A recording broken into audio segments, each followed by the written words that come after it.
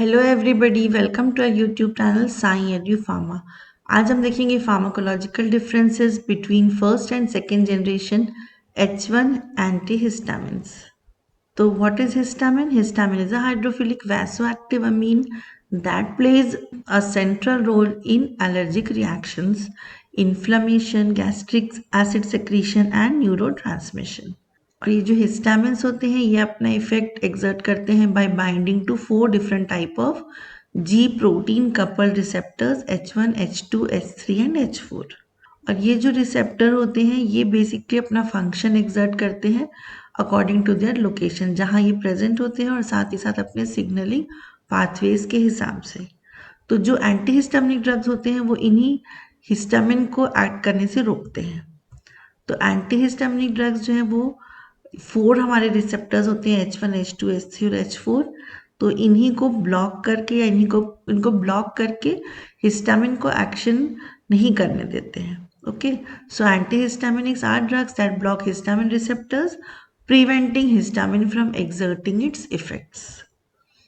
H1 histamine receptors जैसे हम पहले भी देख चुके हैं, इनका डिस्ट्रीब्यूशन स्मूथ मसल्स यानी ब्रोंकाई और गट में प्रेजेंट होते हैं, एंडोथेलियम में, सीएनएस में जहाँ की हाइपोथैलेमस और कॉर्टेक्स में, और साथ में सेंसरी नर्व्स में।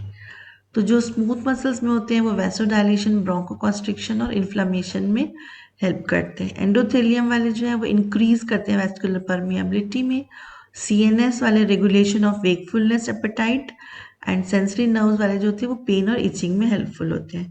तो ये H1 हिस्टामिन रिसेप्टर्स हैं, इन्हीं को ब्लॉक करके H1 एंटीहिस्टामिनिक्स वर्क करते हैं। तो ये 2 टाइप के होते हैं, फर्स्ट जनरेशन, सेकेंड जनरेशन। तो फर्स्ट जनरेशन का एग्जाम्पल देखिए तो डाइफिनहाइड्रामीन, प्रोमिथाजिन और क्लोरफेनिरामिन है। डाइफिनहाइड्रामीन जो it is used commonly in allergy and cold medications, promethazine in anti nausea sedative properties, chlorpheniramine use होता है allergy relief, less sedative than diphenhydramine.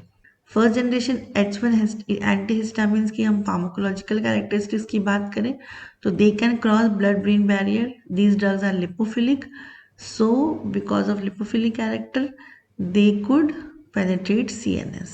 Then sedative effect, due to binding to H1 receptors in the brain they causes drowsiness, जिनमें sedative effect होता है। फिर होता है anticholinergic effect, ये block करते हैं मस्कैरिनिक रिसेप्टर्स को जिसके कारण ड्राई माउथ, ब्लड विजन और यूरिनरी रिटेंशन होता है। इनकी हाफ लाइफ शॉर्ट होती है, dosing typically every 4 to 6 hours is required. Users की बात करें तो allergic rhinitis, urticaria, anaphylaxis, adjunct, motion sickness, nausea और इंसोम्निया में यूज होते हैं। ऑफ लेबल देखें तो treatment of extra pyramidal symptoms. Side effects हैं drowsiness, sedation, cognitive impairment, especially in elderly patients, then dry mouth, constipation due to anticholinergic properties, and paradoxical CNS stimulation in children. Second generation H1 antihistamines की बात करें तो example है लोराटिडीन जो कि non सिडेटिंग है, long acting है। Cetirizine, it is also has low sedation and it's very potent. Fexofenadine है, इनमें मिनिमल CNS इफेक्ट है और they are active metabolite of terfenadine. Pharmacological characteristics की बात करें तो they can not cross blood brain barrier because they have less lipophilicity, no significant sedation is produced and longer half life होता है, इसलिए dosing जो है कम होती है, मतलब they are dosed once daily and they are selective for peripheral H1 receptors. Users में allergic rhinitis, urticaria, conjunctivitis and other atopic conditions और क्रोनिक इडियोपैथिक यूट्रिकारिया में भी यूज होता है। एडवांटेजेस की बात करें तो क्योंकि ये नॉन सिडेटिंग है तो इसको डे टाइम में यूज किया जा सकता है, लॉन्गर ड्यूरेशन है तो fewer doses are required and safer in elderly patients as no cognitive impairment is same. अब हम कंपैरेटिव स्टडी करेंगे। पहला है CNS पेनिट्रेशन, तो फर्स्ट जनरेशन में होता है यस, सेकेंड जनरेशन में मिनिमल और none.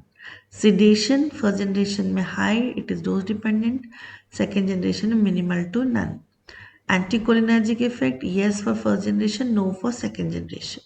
Duration of action 4 to 6 hours first generation and 12 to 24 hours in second generation. Dosing frequency is multiple or daily doses in first generation, second generation में once daily. Drug interaction की बात करें तो first generation more interactions, CNS depressant alcohol, and second generation fewer interactions. Used in elderly, first generation risk of false confusion, second generation is safer as it has less cognitive impact. So thank you so much, stay connected with Sai edu pharma.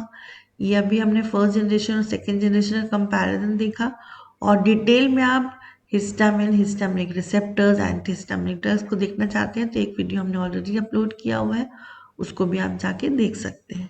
Thank you.